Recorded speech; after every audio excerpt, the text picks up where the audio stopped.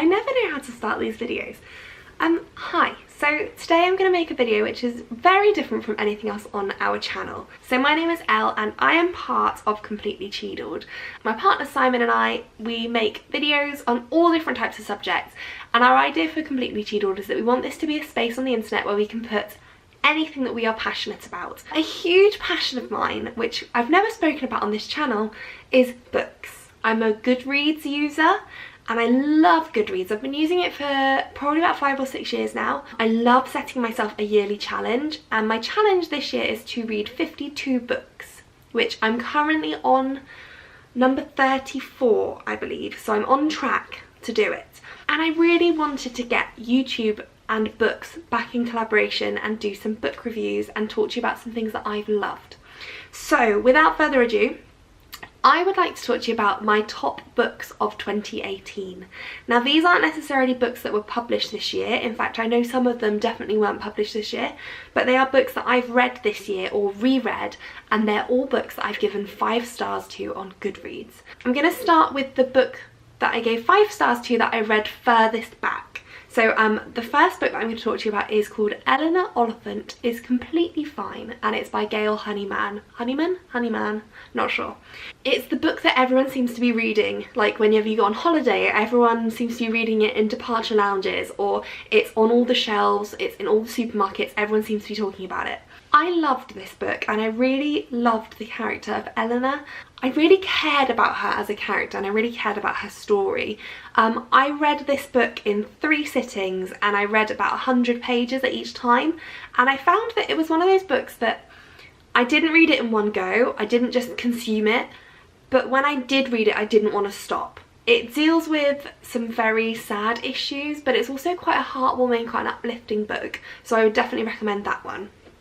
Okay, the next book that I'm going to talk about, well there are 2 of them, is called The 86 Fix by Keith Pearson, and also his second book, Beyond Broadhall. The premise of The 86 Fix is that there is a man in his middle ages of life, he's really unhappy, he's really dissatisfied, and he gets given the opportunity to go back to when he's 16 years old and to change things. And the book was really quirky, it was really funny, it made me chuckle. I just really enjoyed it, and it got me thinking about, if I was 16, what would I go back and change? What would I want to do again? Which experiences would I hate to do again because they were so cringeworthy? I just found this book so easy to read. I read it on the plane to and from Disneyland Paris in February, and I just really enjoyed it. I found myself wanting to read it all the time. And then, without giving anything away, there is a second book in the series, and I think you really need to read the second book to finish off the story. There are some conclusions in the first book, but to get the full experience you need to read both. They were brilliant, I really loved them. Typical British humour, lots of 80s references that I didn't get. I was born in the 90s, but that didn't ruin the experience for me. I still really enjoyed it. Okay, a completely different type of book now. The next one that I really enjoyed was The Tattooist of Auschwitz by Heather Morris. And again, I think this is a book that has received a lot of attention. Loads of people are reading it. It is absolutely heartbreaking, as I'm sure you can imagine, with the subject matter of Auschwitz and World War II. It was so hard to read, oh my goodness. And then to find out that it's based on a true story, a lot of the plot seems really implausible, and you're reading it thinking, oh, that wouldn't happen, that couldn't have happened, and then it's real and it actually happened, and I just can't get over it. Not an easy read at all, but really enlightening. The thing that really shocked me the most is the fact that this is such a recent part of human history. Like 100 years ago, just over 100 years ago, this actually happened, and I just can't get over that. That just boggles my brain. And I don't know if enjoyed is the right word. I found it really hard to read, but I'm so glad that I read it, and it will stay with me for such a long time. Okay, the next book that I'm going to talk to you about is called The Gallery of the Dead, and it is by Chris Carter, and it's the 9th book in the Robert Hunter series. Now that in itself speaks volumes about what I think about Chris Carter's books, because I like a good crime thriller, I like a good psychological thriller, but I don't normally read series of detective books because I just don't get into them, and for me personally, I just don't. And I've read every single one of the Chris Carter Robert Hunter series, everyone, and every time a new book comes out, I have to buy it straight away. It's so well written. For me personally, the characters, the storylines, they're very gory, they are crime dramas, but really, really brilliant storytelling. And every single time I think, you know, how can this one, you know, the 9th in the series, how can this compare to the other 8 that I've already read? And they genuinely do, they just keep getting better. I think every single book that I've read, I've either rated 4 or 5 stars. And I don't give out those ratings very lightly. I'm usually a 3-star kind of girl. I can just read them back to back and I can't wait for the next one to come out. Please keep writing books, Chris Carter. I love your books. Now we're coming to books that I've read in the summer holidays. So in the last 6 weeks, I have read 10 books, and the summer holidays and any holidays are the times that I really get caught up with my reading. And the first book that I gave 5 stars to that I've read very recently is called The Wisdom of Sally Redshoes by Ruth Hogan. Now I have read Ruth's first book, which is called The Keeper of Lost Things. Really enjoyed that. I think I read that a year ago. But The Wisdom of Sally Redshoes was just such a touching, lovely, just one of those books that you want to wrap in cotton wool and keep forever, and you want to share it with everyone. And the first thing I did was tell my mum and dad about it and say, Dad, you've got to read this. And he's now reading it, he's really enjoying it. The Wisdom of Sally Redshoes is very lovely, well written. I think the characters are so well developed. So without giving away any spoilers, the main character in Sally Redshoes enjoys going to cemeteries. She considers the people who live in the cemeteries, the dead people, her second family. So she enjoys making up stories about them if she doesn't know them, their actual story. There are 3 graves of 3 women that she has given sort of personalities to, and there's a conversation between her and these 3 women where they're kind of bickering and arguing, and it's just lovely. And then she says that, you know, across the way from the 3 graves there's another grave who doesn't join in with their conversation and is silently judging them for their frivolous behaviour.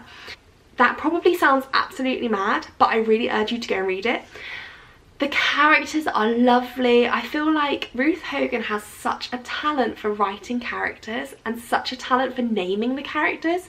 She just manages to give characters names that sum up their personality, and I just loved it. It was a really carefree, easy read. I say it's easy.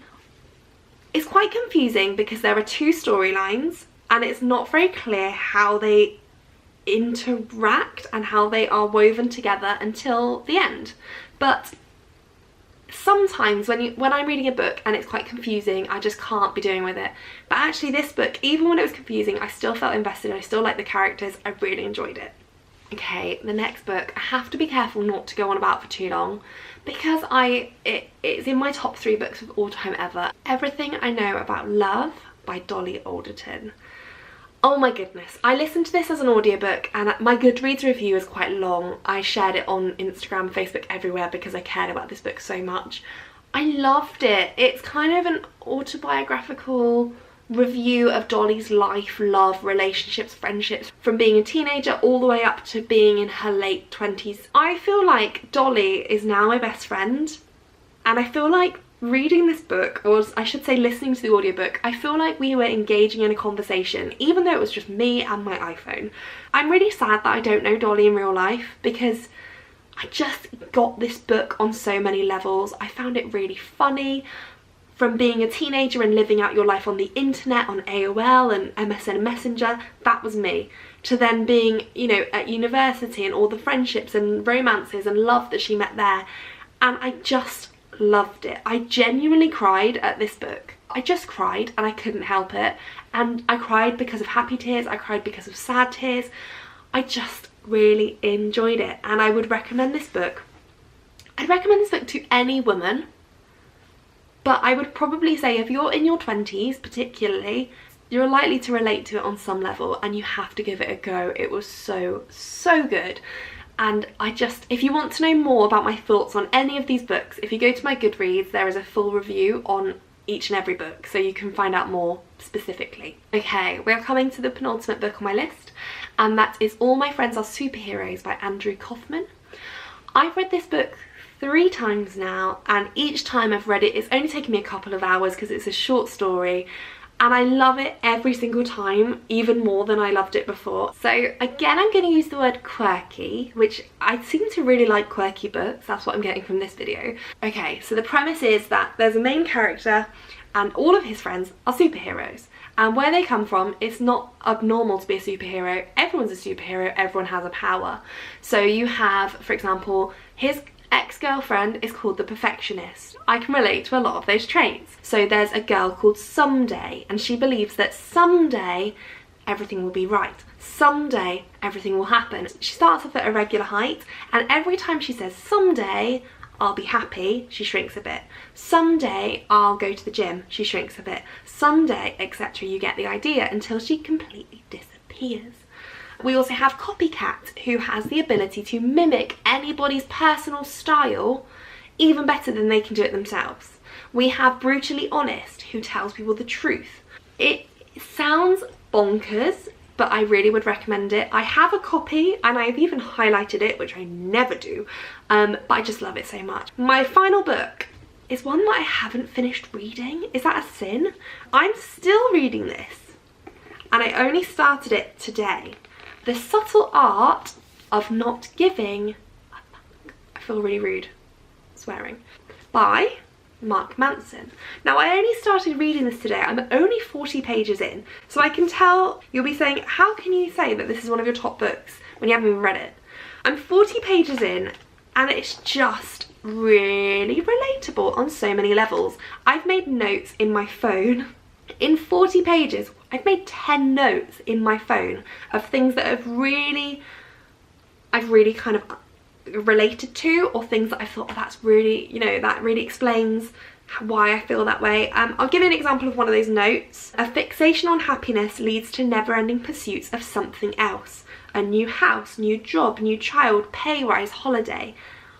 That's me. I guess I'm the someday girl, because I spend my whole life thinking about, when I get X, I will be happy. When I get a new job, I'll be happy. When I lose weight, I'll be happy. When I go on holiday, I'll be happy. And actually, the whole premise of this book is that you have to be happy now, because if you're constantly striving for happiness, then you're not happy. Somebody who stands in front of the mirror saying, I'm happy, I'm happy, I'm happy, isn't happy. The idea of this book isn't that you shouldn't care about things, it's that you should choose what to care about. So, you know, is it worth investing all of your energy into being annoyed at Big Brother? Or is it worth investing that energy into being annoyed at something that really matters? But at this moment in time, this is a 5-star book for me. It might change. I might end up going, you know, it was okay. But the first 40 pages have just gripped me on a real serious level. I love talking about books, so I'm really hoping to do this more often. These are my 5-star books from 2018. I do have a Goodreads. I will put the link below. I update it really regularly, constantly in fact, more than I use any other social media platforms really. I want to do more videos talking about my Goodreads challenge and how I'm getting on and books that I've enjoyed. Thank you very much for watching. I will put links below, and I'm sure we will see you soon in whatever adventure we are doing. Speak to you soon.